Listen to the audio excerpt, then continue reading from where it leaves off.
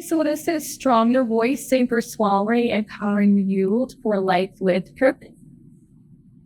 As Mindy said, I'm a speech and pathologist. I do some research in voice and swallowing. I also have a clinic in South Reno where we specialize in voice swallowing and certain other upper airway conditions. And if there's one thing I want everybody to walk away with today, it's this. Sensory input drives motor output. And so to give an idea of the sensory input that might drive your motor output, if you have a fly that lands on your arm, you're going to get information via sensory receptors, probably touch or pressure information with that fly landing on your arm.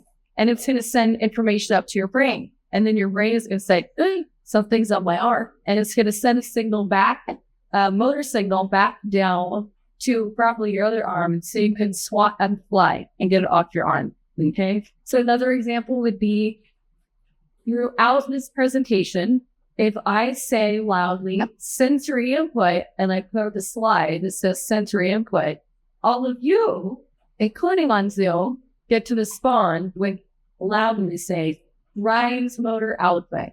Okay? So if we have a bunch of sensory information that comes into bodies to the sample, with visual information, hearing information, temperature and pressure, stretch, or if the skin can feel the stretch of something landing on your arm, touch or taste. So just some examples of the sensory information. So once again, sensory input, output. Exactly. Beautiful. I'm just giving you a little hint that this may show up periodically throughout the presentation. So please ready. Okay. Today, I'm going to talk a little bit about swallowing, how we evaluate swallowing, how swallowing differs in Parkinson's disease, and what we can do for safer swallowing. And then we're going to switch to the voice side of things and do that. So first, normal swallowing. Swallowing is very complex. There's a lot of moving parts. And there's so many things that need to be orchestrated in swallowing that actually takes a conductor. There's a conductor. So we have a conductor in our brainstem known as the central pattern generator, or the CPG. I'll call it the CPG, but think of it as this, a conductor in the body. And that conductor has to get all the moving parts of the systems in our bodies line in order for us to successfully swallow. For example, sensory receptors will identify what we're eating and drinking in the body and send that information to the brain and to the conductor or the central pattern generator. Once we have that information, the CPG or that conductor will modify whatever muscles or timing we need in order to swallow. And that's because different foods have different timing requirements and different muscle activity requirements. We swallow liquids differently than we swallow, say, just something like that. Then the CPG coordinates with a respiratory conductor, also another conductor of our body, respiratory system, and our breathing actually pauses during swallowing. So, and that's believed to affect the airway. The CPG also sequences peristalsis to wave-like motion down our esophagus. I'll talk a little bit more about that a little bit later. So there's a lot of conducting that needs to happen. Swallowing also requires sensory function and lots of movement. Again, sensory input drives motor output. Exactly. You guys are great. There's two main goals to swallowing. The first one is airway protection. The second, we'll get to airway protection. So in our throat, this is a lateral view, we have kind of two tubes. The first tube towards the front of the neck is the airway, and behind it is the throat and the esophagus. So when we're breathing, we close the top floor of the esophagus, and the air comes in through our nose and mouth, and then down this first tube moves the trachea that goes down to our lungs. Behind it, however, you have the throat and then the esophagus. So when we go to eat, talk about asparagus, it goes into our mouth. We chew it up. And chewing it up, this related.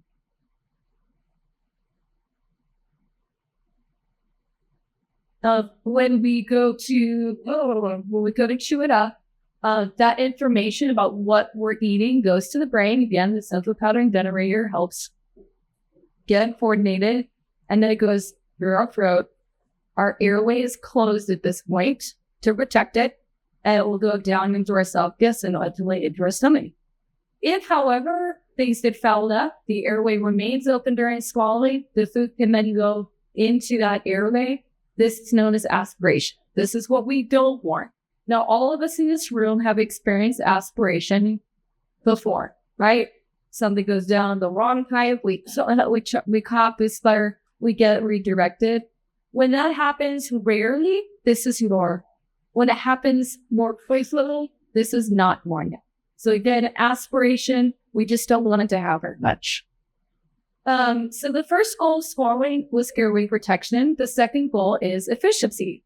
By efficiency, I just mean a plumbing issue. We want all of the food and liquid to go through with nothing left behind.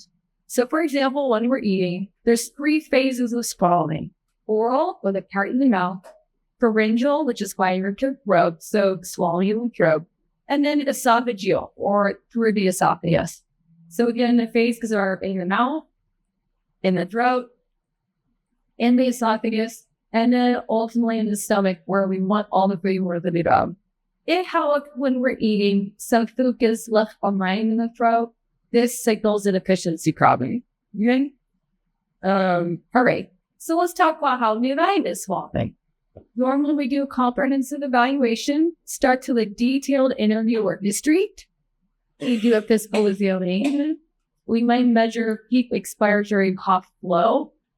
We might take lingual or tongue measurements. And we're going to do swallow imaging. These aren't necessarily done all in order or in this order, but I'll talk a little bit more about some of these specifics. First, the peak expiratory cough flow rate. So this indicator that you're seeing on the screen and this one here is a cough flow rate meter. And what I'm going to have a patient do is take a big breath, make it seal their lips around this tube and cough. And then it's going to measure the cough. So if I were to do it, you're going to see the meter moved, and it's calculating my liters per minute of cough strength. Okay? The reason this cough strength or this cough flow rate is important is our airway closes during swallowing, as we saw. And our airway closing is the first line of defense if something's going to go in the wrong direction. However, if our airway doesn't get closed properly, then we cough. That is a normal and proper response for something going down the wrong tube. Coughing is the last line of defense if something's going wrong. First line of defense, we get our airway closed during swallowing. If that doesn't happen, our last line of defense is this cough. In those with Parkinson's disease, a cough flow rate of less than 314 liters a minute can be associated with aspiration. So the reason we measure your cough with this device is we want to see where you're at and strengthen that cough. Yeah, because we want greater than 314 liters a minute. Another thing that we're going to measure is lingual or tongue measurements. So most of us think about this part of the tongue, the part we can see in our mouth and stick out. But the tongue actually occupies almost the entire space of the jaw. It goes from here all the way down to here in the front and in the very back of our throats. And the tongue is really important for a lot of things, speech certainly, but also swallowing. And we use the majority, I would say, we use a lot of our tongue during swallowing. So during my evaluation, I'm probably going to measure a couple different things in relation to your tongue. The first thing I'm going to measure, or I might measure, is range of motion. So this handy ruler here is a ruler to measure how well you can move your tongue out, side, up, down, things like that. Sometimes when we see reduced range of motion, we'll apply certain stretches or exercises to increase the tongue movement. Additionally, we're going to measure the tongue strength. We measure that essentially in pressure. So this device here measures that. There's a little blue ball that I have somebody put in their mouth, and then they'll press on that bowl upwards with their tongue, and it will give them on the meter and show us how hard they're pressing on that bowl, and it gives us kind of a surrogate measure of strength via pressure. Okay. We do sometimes see reduced pressure or reduced tongue strength in those with Parkinson's, which can continue to be important. So again, for living strong and safer with Parkinson's, we want to make sure we're frequently checking in on that tongue and seeing where it's at. The other thing we're going to include in a comprehensive evaluation is swallowed imaging. There's two common types of swallowed imaging. The first is a video fluoroscopic swallow study, and the second is a nasoendoscopic swallow study.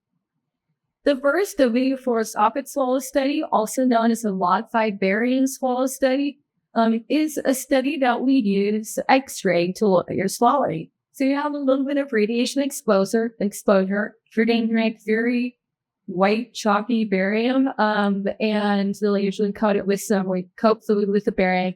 And it allows us to see how the swallowing is going in the mouth, throat, into the upper esophagus. This particular study is really effective because it looks at a couple of phases of swallowing. It does come with a little bit of radiation exposure. Unfortunately, in this area, it's a little tough to get in for this type of study. It might take you a couple of months, but it's a very effective study. The second kind of study is an nasoendoscopic evaluation of swallowing. People also know it as FEES. This is done using an endoscope, which is a very skinny camera that we put through the nose and into the throat, and then it allows us to see how the swallowing is going in the throat to the upper esophagus. There's no radiation exposure to this, so you can actually repeat it several times as frequently as you need to, and usually this test has a lower wait time to get it. So let's now talk a little bit about some of the changes we see in terms of swallowing in Parkinson's. We know that swallowing impairment occurs in the majority of patients with Parkinson's, unfortunately. We also know that swallowing issues might be present even before somebody's diagnosed. In fact, sometimes it's some of the initial signs that something is going on that might take you to the neurologist to be diagnosed.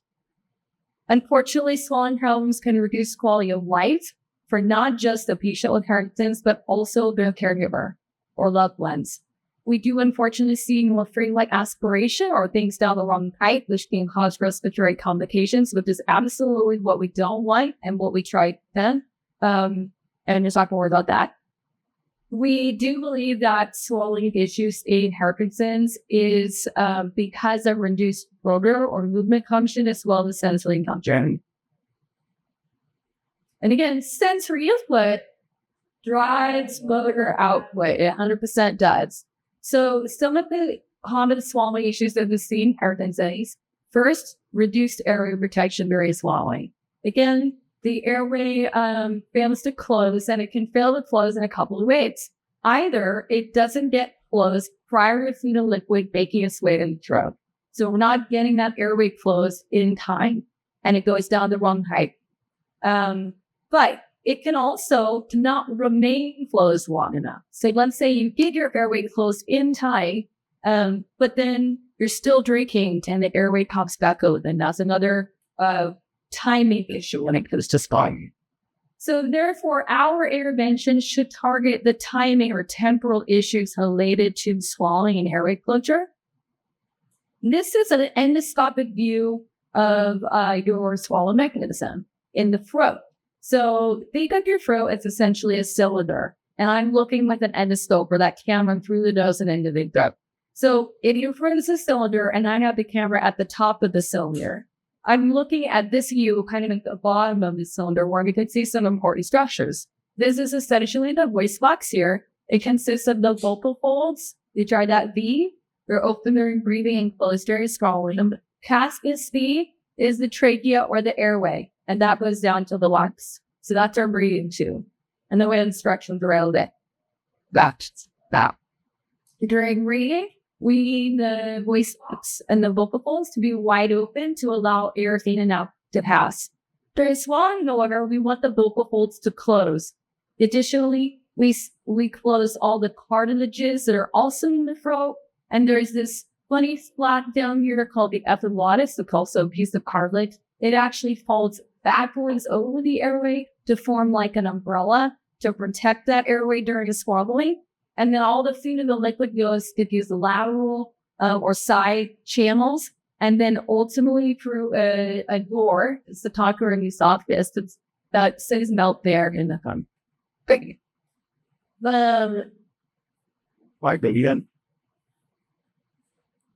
So, poor swallow efficiency is another thing that we sometimes see in those with Parkinson's. It's primarily associated with poor squeezing of those trained muscles. So, my roof of the throat is nefarious, so poor pharyngeal constriction.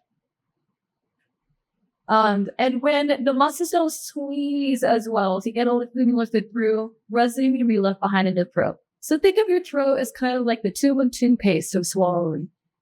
Generally, we start in the back of the tube of toothpaste and we squeeze that toothpaste down. That's exactly what your throat does, as well as your esophagus.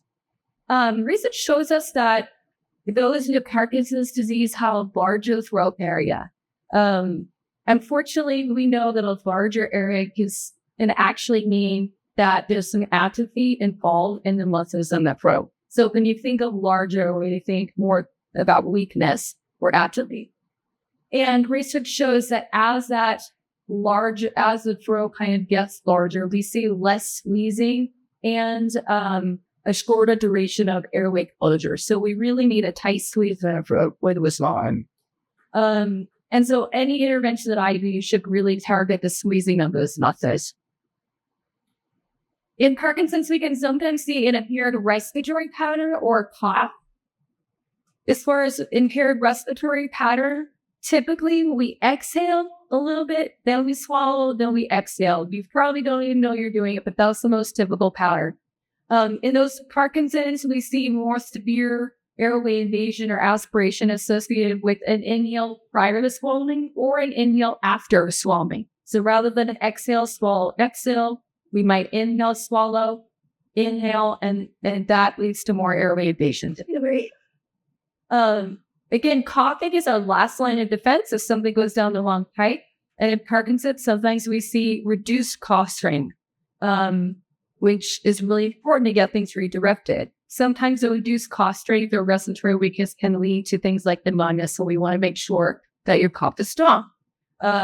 The weak cough, we call it hypotusia, which can occur. Again, we want greater than 314 liters per minute on this meter action, which can help with aspiration.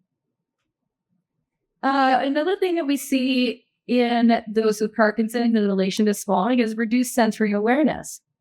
Unfortunately, there's lots of people with Parkinson's who don't know that swallowing is associated, that it's a common problem. And so your awareness is really important here. Again, greater than 8% of those with Parkinson's are having a problem or will have a problem. So important to pay attention to. The research also tells us that when we interview patients with Parkinson's, they underreport the problems that they're having. Silent aspiration is when food liquid goes down the airway or the long pipe and the person is unaware of it. They have no cough response. There's nothing of telling them that something's going down the wrong pipe. That's known as silent aspiration. We believe that this could be due to reduced sensory function, which is why if you're out this presentation, I say sensory input is really, really important, especially those with Parkinson's. In therapy, biofeedback or making inward processes outwardly known is helpful to align what's happening with the patient and their own perceptions of what's happening. So let's talk about safer swallowing. This is kind of the main event because sensory input drives motor output. Absolutely. So throughout the therapeutic world, we want to think of how can we increase sensory input if it's reduced in those with Parkinson's to lead to safer swallowing, and how can those with Parkinson's increase their motor output? Most of us know that movement is reduced in Parkinson's, including the movement of the little teeny tiny muscles in the throat. We want to make it bigger. So we want to increase sensory input and increase our motor output. So if we're going to work towards better airway protection in swallowing, we want to increase your awareness of aspiration if it's happening. The only way to know if you're doing that is with swallow imaging. We want to work to improve the timing of airway closure, getting it closed fast enough and having it stay closed long enough. And we just want a more tightly closed airway. This is where biofeedback can be really helpful. So sometimes with the patient, I will stick that skinny camera through the nose and into the throat during therapy so they can see what's happening, because it can empower a patient to not only see their airway and be in control of it. We can also trial different strategies to get the airway closed better, and get the airway closed long enough amps prior to airway, literally per rank. If we're going to work on swallow efficiency, we want to improve those squeezing muscles in the throat, so those pharyngeal constrictor muscles. We can do this with swallow boot camp. Think about, has anybody ever gone to physical therapy for any shoulder or knee, anything? Yes. And they probably had to put you through boot camp and had to do lots of exercises. What I do on the swallowing side is very similar. I'm like the physical therapist of the throat. I'm a patient. So we might put patients through swallow boot camp, which can empower them to really work those squeezing muscles in the throat and reduce the food left behind.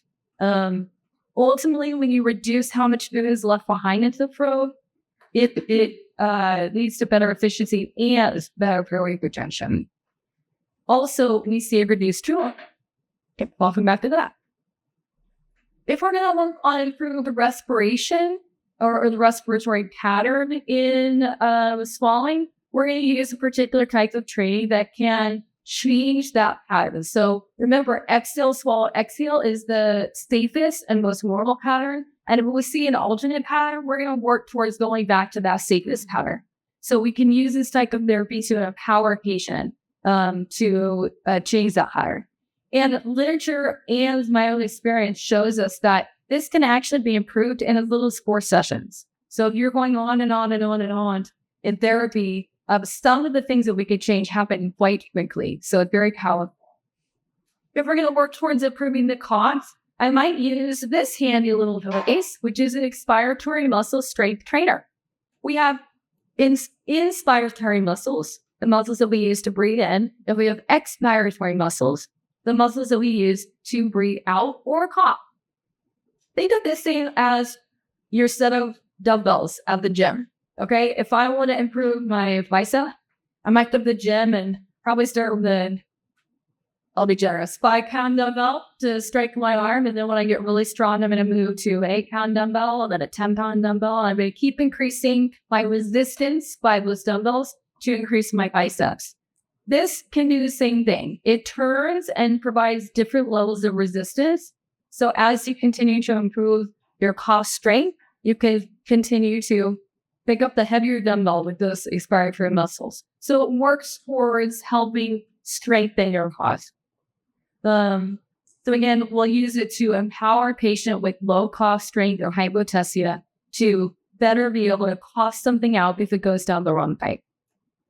If I'm working towards improving sensory awareness with someone with Parkinson's, I could use these types of therapies. For example, a patient that doesn't cough when something goes down the wrong pipe, it says that probably there's a reduced sensation or sensory function there. And so I can use cough still training to empower a patient to not only strengthen their cough, but also just draw more sensory awareness to it. So let's talk a little bit about salivaria or drooling, because this is another common complaint in Parkinson's. And there's a little bit of a myth that sometimes people with Parkinson's have too much saliva. That's not actually true. This salivaria or drooling occurs because those with Parkinson's swallow less frequently. So this is why I brought this handy container here. I use it to put my hummingbird food in my hummingbird food, but it's about 2 liters from here. Over the course of the day, the average person their body produces about 2 liters of saliva. Yeah, it's a lot. But normally it's not a problem because we're swallowing little amounts of that 2 liters of saliva all day long. And so it just clears out. And we need that saliva. If any of you, like me, sometimes have experienced dry mouth, it's quite a bother. So we need that saliva.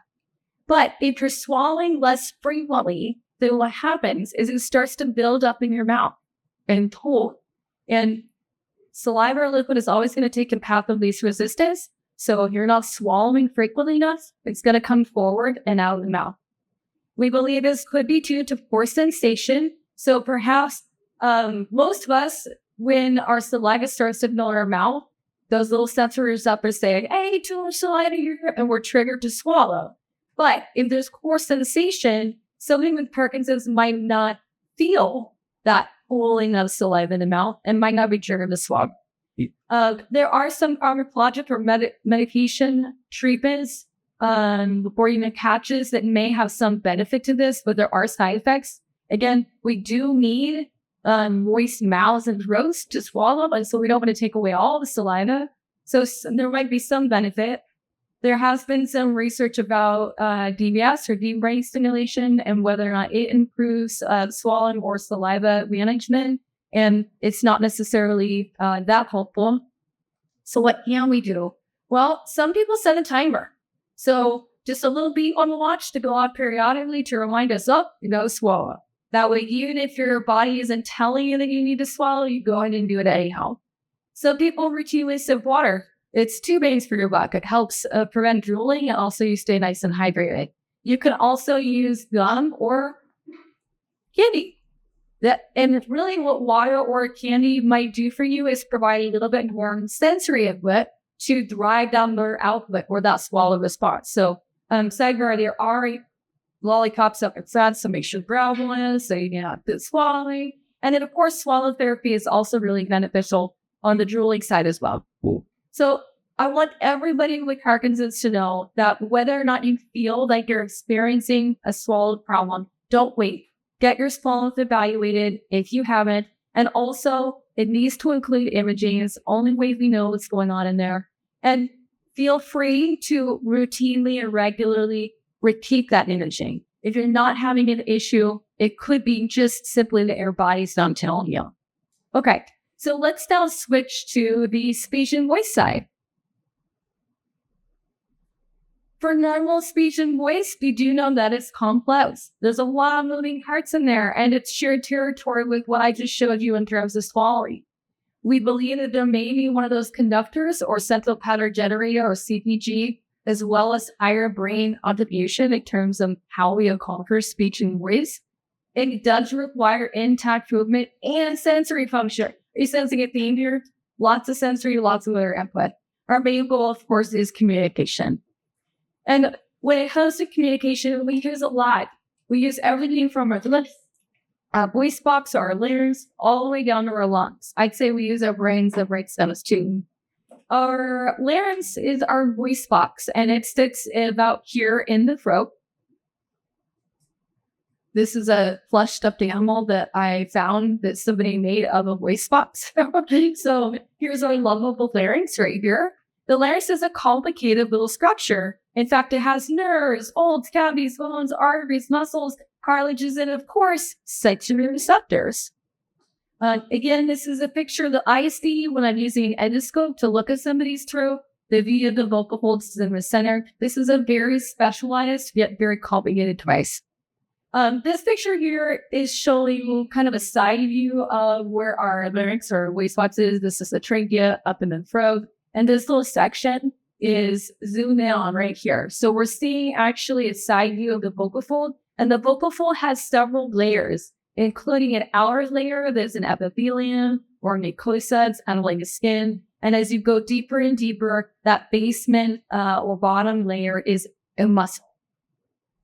So when it comes to our communication or our voice, I want you to not to understand this graph completely. But if all we were was a voice box with nothing else, no throat, no teeth, no lips, no tongue. If all we were was a voice box, the sound that would come out would look like a sound signal, like this graph here, but it'd be kind of boring. Look kind of boring, right? Not too fancy. But then when we use our vocal tracts to filter the sound that comes out of our voice box. So again, voice box is here, and then everything above it is a filter. It's filtering that sound. We use our tongue, we use our teeth, we use our lips, we use a bunch of things to filter that sound. And so once we add all that filtering of the tongue and teeth, the lips, then we get a much more interesting output. I hope that makes sense. But we use everything to create that wonderful sound. Singers are superior at us.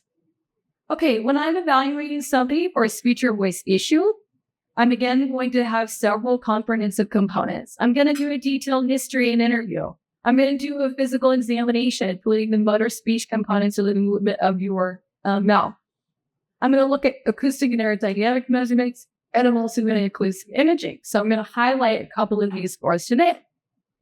As far as acoustic and aerodynamic measurements, an acoustic measurement allows me to look at your vocal frequency. That's the pitch or the notes of your voice. I'm also going to look at your vocal intensity or the loudness or how quiet you can be with your voice. And I'm also going to look at vocal quality.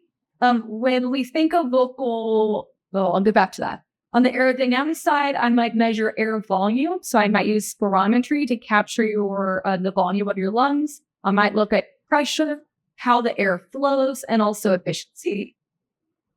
And then I'm also going to look at, during my evaluation, I'm going to use some imaging. So we saw this picture before. It's a picture of a little endoscope that goes through the nose and into the mouth.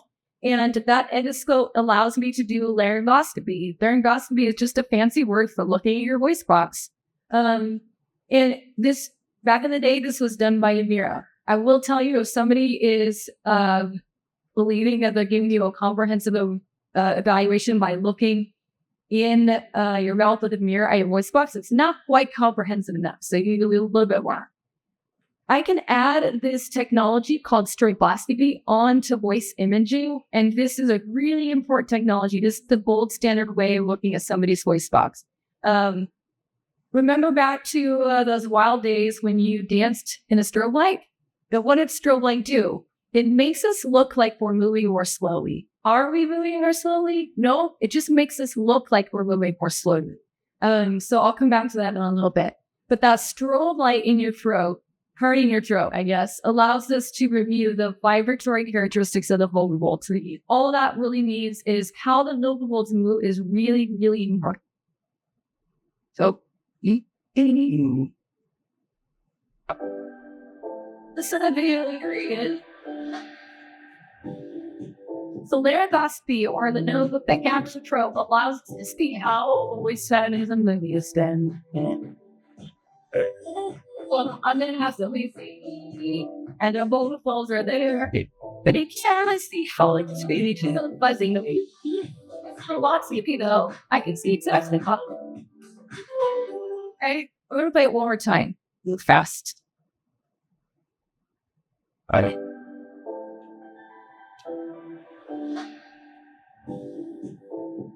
So again, Kim got closest to your structures. But the fails was actually lightweight, really healthy, with just yams. So we have to add on and stop a strong light. This is a lot.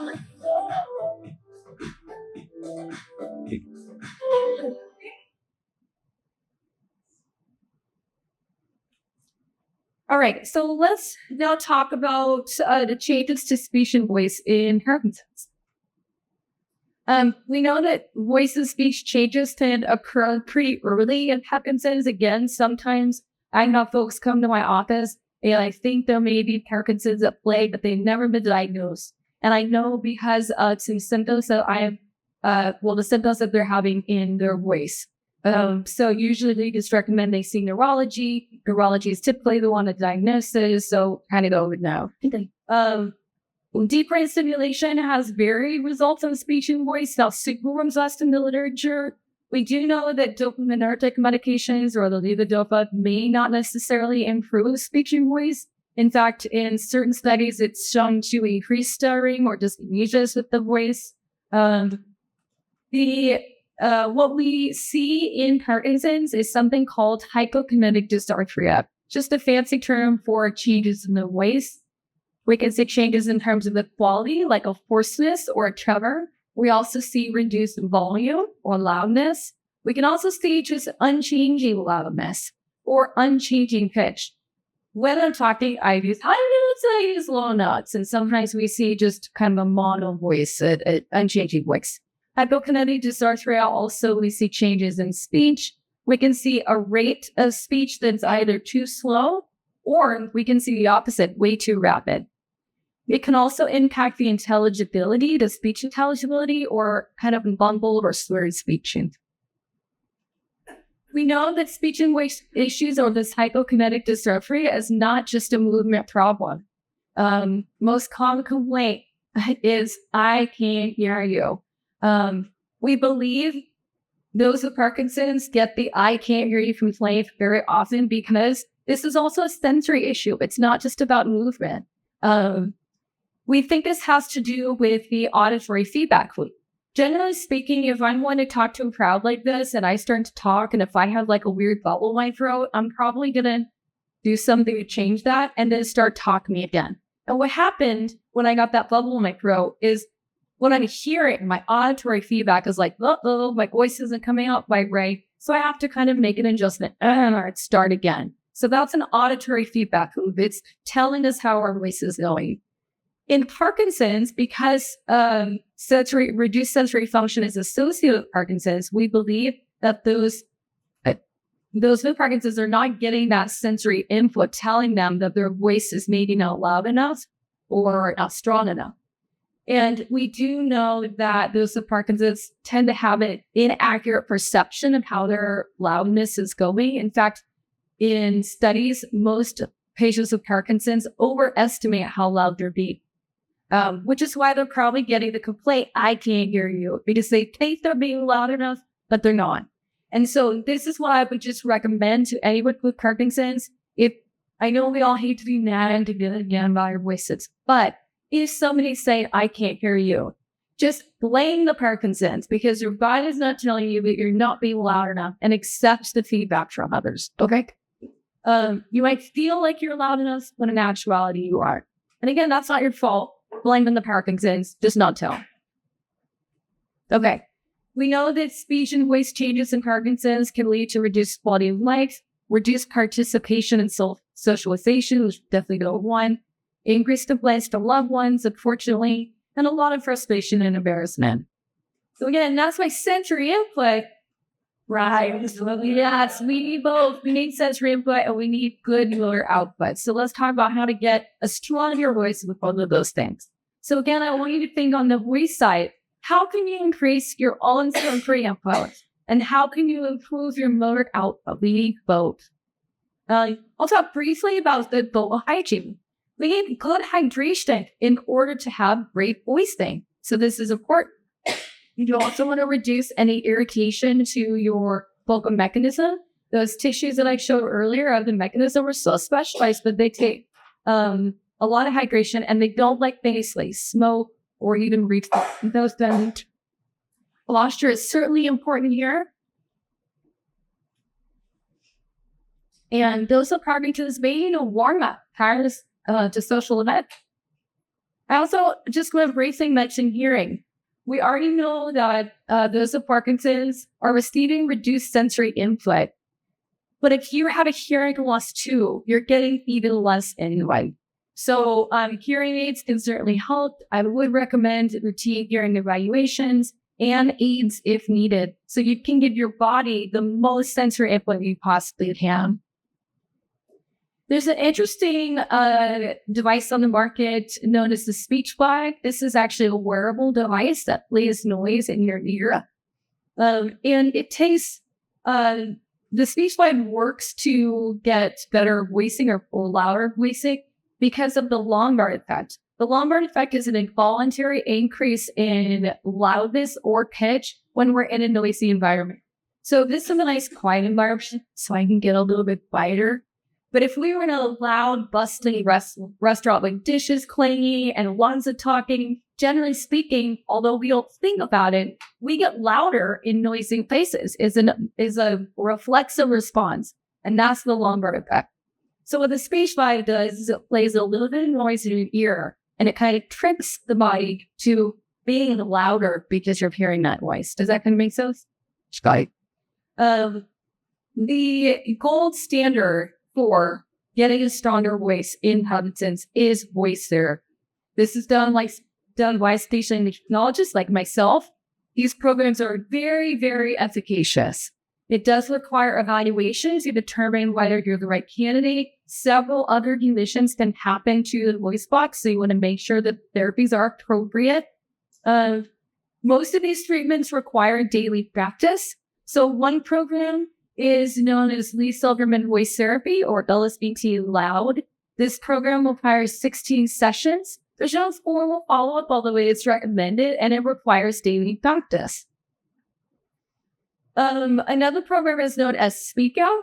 This one's a little bit shorter, 12 sessions. It does require daily practice, and it does require and include a follow-up program. The group that developed Speak Out is the Parkinson's Voice Project. They're incredible. It's a nonprofit. And they have several online resources as well as singing groups. As a sidebar, our office, when somebody goes through the Speak Out program and they've graduated, they're then eligible for the groups that we offer. We offer a couple of groups during the week. And these are free to anybody who's done this type of therapy. And it's a really good way to maintain the good voice that you've developed using Speak Out. I've often wondered in this area about starting a singing group. And so I'm just putting it out there for those here and online. I'm kind of gauging interest about that. So if you've done Speak Out or that type of therapy, there are several singing groups around the nation. And I'm curious about whether or not we need to start in the care. So if you enjoy singing, it might be a great way to go. So let me know. Tell me your full name. George Hungry Kid. Now completed voice treatment. Do you notice a change in your voice or speech? I don't choke. We eat a hamburger from time to time. Make sure I'm doing my exercises as nearly daily as possible. It may be only 5 days a week, but I do it as nearly daily as possible. And that is extremely important. My full name is George Holloway Candler. Tell me how you maintain with the strength of your voice. What's your routine? Now, physical exercise and voice exercise are essential because people for many years have gone, what, you have Parkinson's? And yes, I do. But it is crucial that you do this regularly. And I know if I slide, I start choking. My standard has been a certain burger or biscuit that I have. And when I start to choke on that, I know, whoops, got to get back in and do this thoroughly. So you can start to see a difference pretty quickly if you stop for how many days? 3 days. Again, how long? 3 days. 3 days. So you stage out exercises for 3 days, you can start to talk. I then need to watch out for the biscuit. I can speak. You can hear me. And this is why. Good. So again, the Parkinson Voice Project is the one that developed Speak Out therapy. It's very efficacious. What you can see in the video is that he was doing some therapy prior, but it probably wasn't the right therapy. Once he got aligned with one of these efficacious programs for Parkinson's, his voice really, really improved. And 15 years later, I would say it's almost even stronger. He also brought up a good point that we get some transference of the benefit when we're working on the voice. We do also see some improvements on the swallowing side too. So kind of two birds with one stone. Okay. We have many examples here in our office as well. For example, I'm thinking of one of our patients who was unable to continue their volunteer work because they kept getting complaints that they weren't proven. And so ultimately, they stepped away from their volunteer position, which is absolutely tragic. That reduced socialization and participation is absolutely tragic. They came to our office, we evaluated them. They did demonstrate a voice impairment that was consistent with Parkinson's disease. So they were a candidate for the right kind of therapy. They did the Speak Up program, which empowered them to achieve a much louder voice and improve vocal quality. They maintained their voice by doing regular daily practice and a weekly group. And ultimately, they did return to their voluntary, which was pretty amazing. And sidebar, the family can hear them too. So again, last time, sensory input drives right, exactly. And so what I want you to know is continue to think about how you can not only increase the sensory input that might be reduced due to Parkinson's, but also how can you further drive that voter output or that movement. And that will ultimately lead to stronger voice and safer schooling. And that's all I have. So thank you for having me. And I will Great question, complicated answer. If you're going to do the individualized therapy, it is technically available. We can do it via teletherapy. The complication is Medicare just pulled back that they used to pay for and allow teletherapy. They just pulled that back. And with the government shutdown, it was really poorly timed.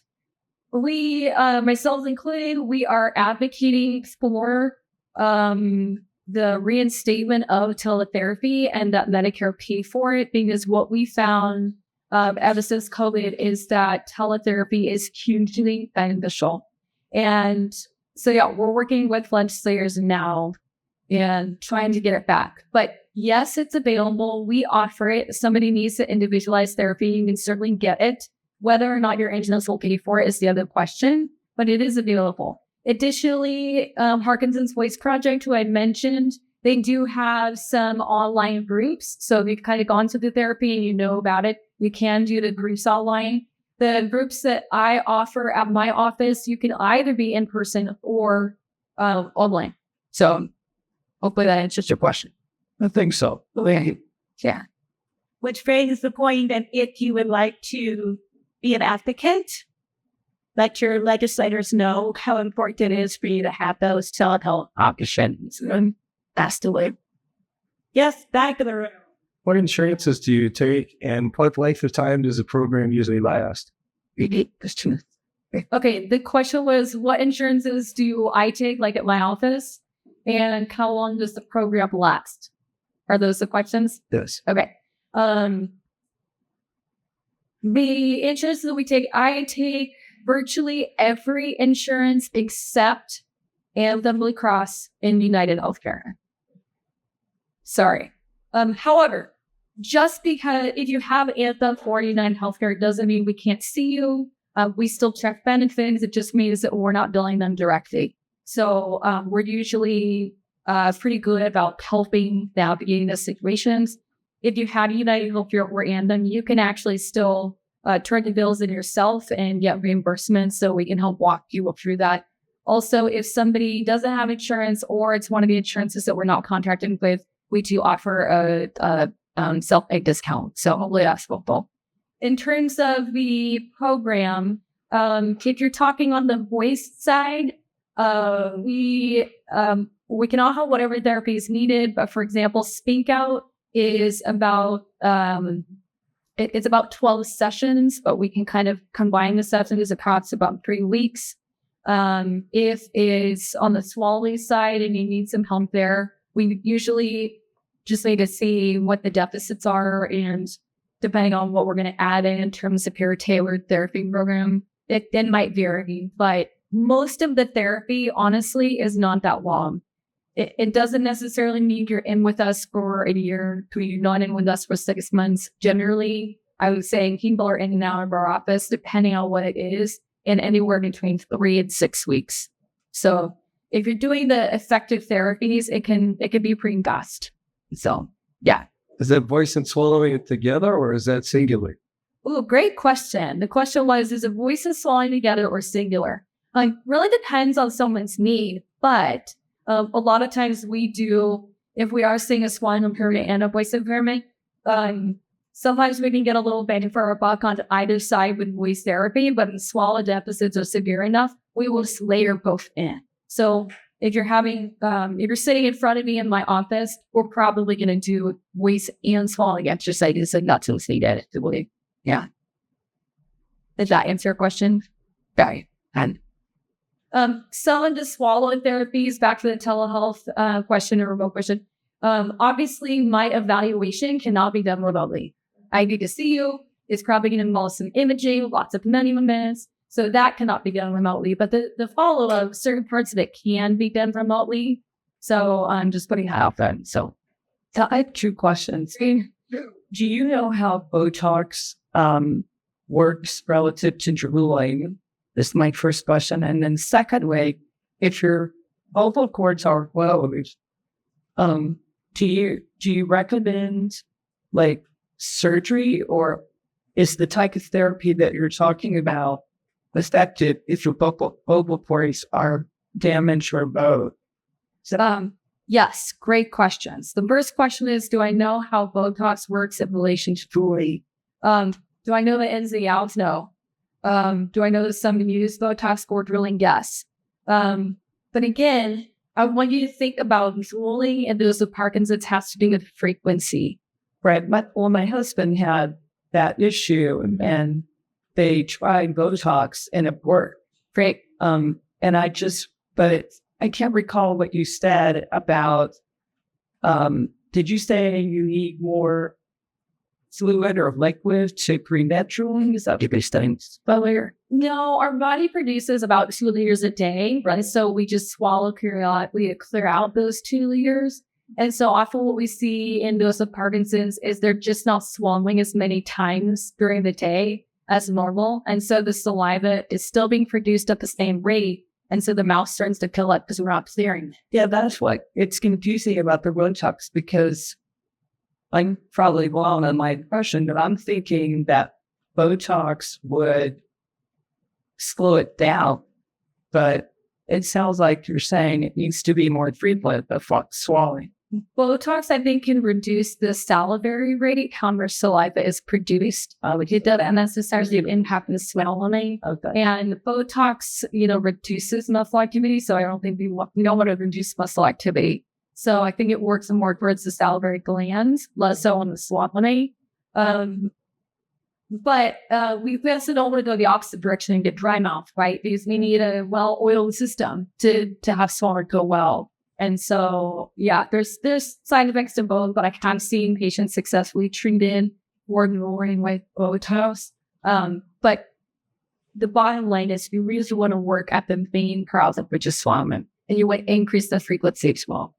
But with your, and so to the vocal cord issue, do you recommend or do you do fillers? Like, rather that people can do that to increase their voice. They can't. Do you do that? I don't do that. So your question was a good question. It was about bowed vocal folds. So normally when you see the V in the vocal folds, it's pretty straight edges, straight lines with that V. Sometimes when we see atrophy in the vocal mechanism, that straight line of the V becomes curved. And that curvature of the vocal folds rather than straight is vocal cord bowing. And that bowing can lead to not just changes of the quality or hoarseness, it can lead to reduced robustness. Additionally, it can make people feel out of breath when they're talking. So bowing is an important symptom to pay attention to. Bowing can happen certainly in Parkinson's. We also see it in just aging mice sometimes. But there are several treatments for vocal cord bowing and have itself. Again, I'm like the physical therapist of throat, but I do have my medical counterparts. So, for example, if you need to have knee surgery, you're probably going to go to an orthopedic surgeon, and the surgeon is going to actually do the knee surgery. But then that surgeon is going to send you to a physical therapist to actually rehabilitate that new knee. My surgical counterpart is an ear, nose, and throat doctor, or an ear, nose, and throat doctor that further specializes. That's called a laryngologist. So my surgical counterparts are ENTs, ear, nose, and throat doctors, and laryngologists. So those are typically the providers that do injections. For example, that's only one method of impairing things in the vocal mechanism. But even if you do a filler, well, let me come back to the vocal folds.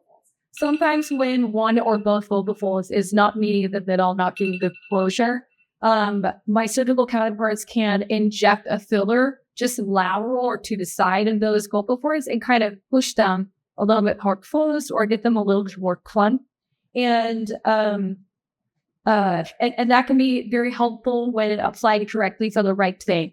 However, even they are then going to probably send somebody with fillers to see somebody like me to make the whole mechanism strong. So do these exercise programs that you mentioned help with that issue? Do they increase the vocal cord volumes? And Great question. So the question is, do the voice therapy programs work kind of towards that fold bowing? Right? Is that it? Yeah. Yes. The problem with fold bowing is not necessarily that there's a curvature there. The problem is that when we need the vocal folds to close, which they generally close during voicing, if they're curved, they are not getting all the way closed. So it ends up being a very inefficient mechanism. And again, it leads to reduced volume or reduced robustness. So really you want anything that will increase the efficiency of the voice box. And voice therapy absolutely does that. So, in a bowing situation, the problem is closure, and voice therapy can help to improve that vision. So Other questions and yes. during a physical therapy session, what is the length of time per day? And after the physical therapy, what is the length of time for the self-installation or self-practice? Great questions. So it's during the voice therapy session, how long is that?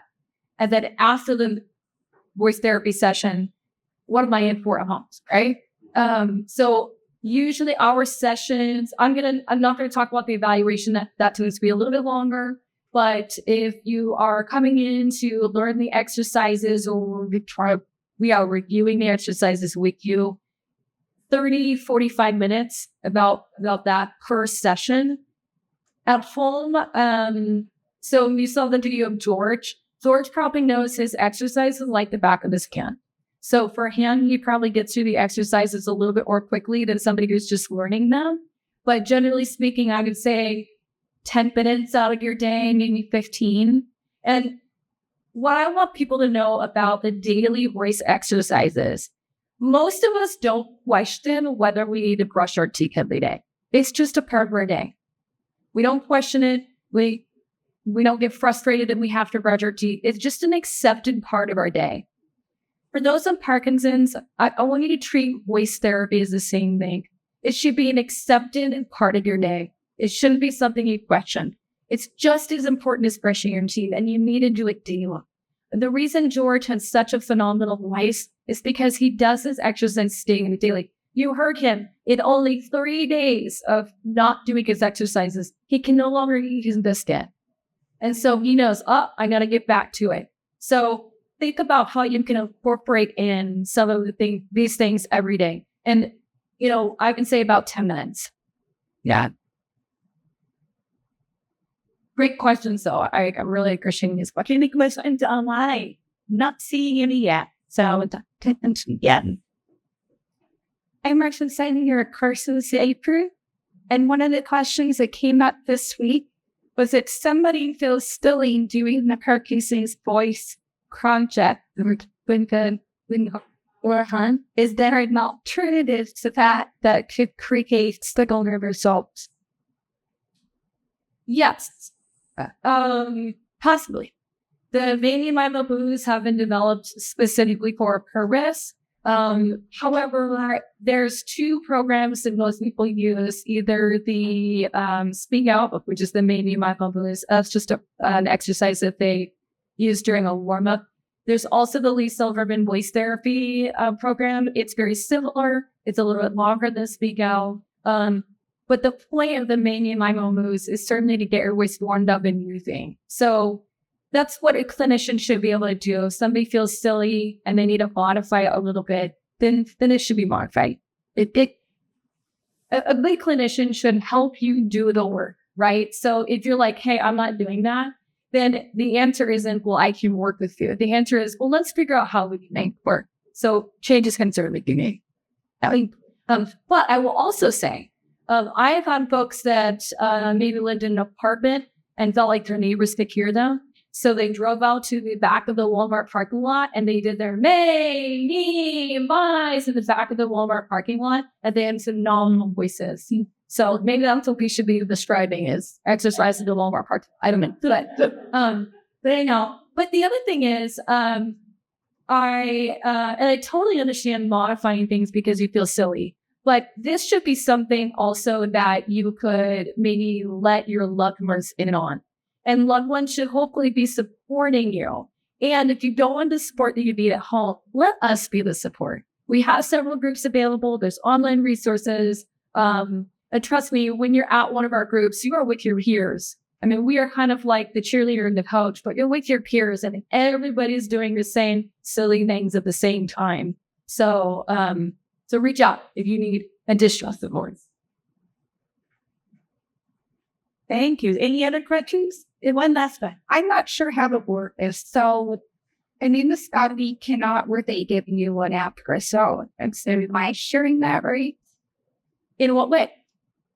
Well, he does that one. And then we corrected the area because he can't swallow things. So now we're hearing it. Well, I think interpreting the lecture is how can you do an accurate swallowing if you're have somebody for a very long study?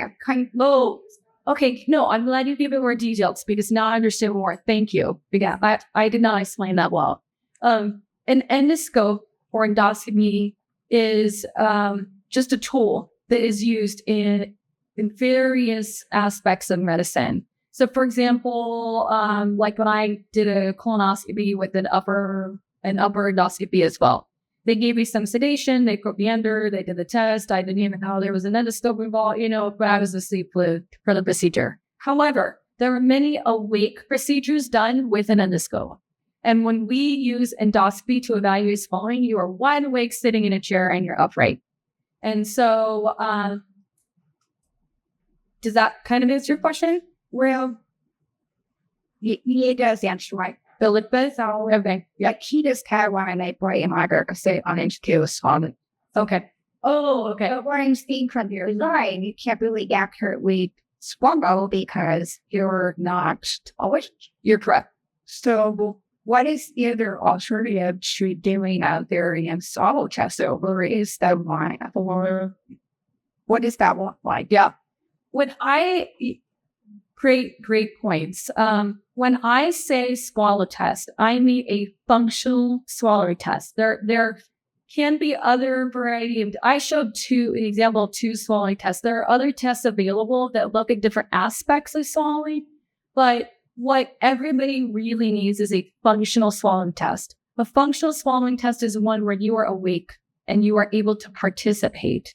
If you're sedated, that is not a functional swallowing test. It can look at different aspects of the swallowing tract, but you're not actually awake and participating in swallowing. So there are 2 tests that I talked about. One is the X-ray kind. You can do the barium or the X-ray kind. Then your other alternative is the awake endoscopy, the swallow endoscopy, where the camera goes in and you're sitting in a chair. We're talking just like you're in like a suit. It does. Yep. Yeah. Goes through the nose, into the throat, is usually well tolerated.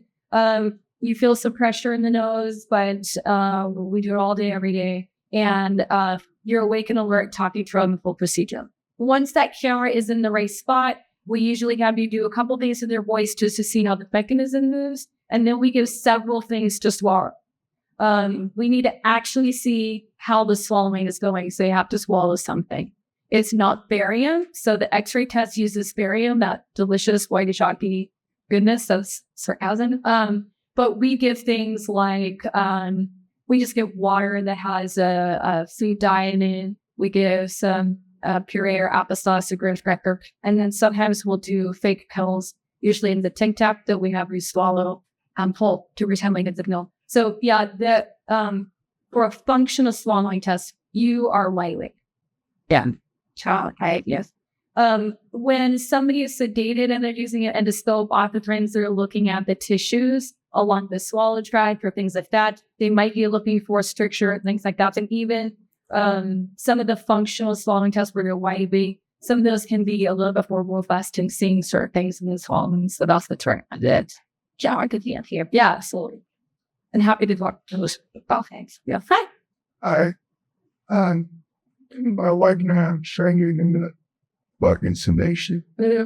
And wasn't so bad once I was first diagnosed. But now it seems like I'm getting better. Whereas very stuff when and I just wanted maybe else depression like that. And I'll be Oof. They can use that is big question. Big question. You know, it's a big question, and it's not a speech therapy question, and I know we're over time. So it is absolutely incredibly common. I would say more people have that than not. So not just common, but almost universal. So you are not alone, and that is part of why we're here, is to help with that. We had a wonderful presentation last spring by a psychiatrist and psychologist who have what's on our YouTube channel, and we will get you that link so you would watch their talk all about that. But yes. You have a group session with Hunter. And we have quite a few community groups where people come and talk about what's going on with them, get kind of hints and tricks. We have a lot of educational programming. We have a special program coming up November 12th for family members, for the care partners, just a big justice for them. We have a national speaker coming in November 12th for that. That's going to be down at the Renaissance. And we have a mentor program for people newly diagnosed to be paired with somebody with experience with the disease, so that you have someone to go get a cup of coffee with. You can call up and say, hey, is this what's going on? Is this normal? Is it not? So we have a lot of resources. I'm happy to talk to you afterwards about more of that. Okay, with that, let's give a huge round of applause. It's wonderful. I think we all learned how to dish. This is wonderful. Thank you.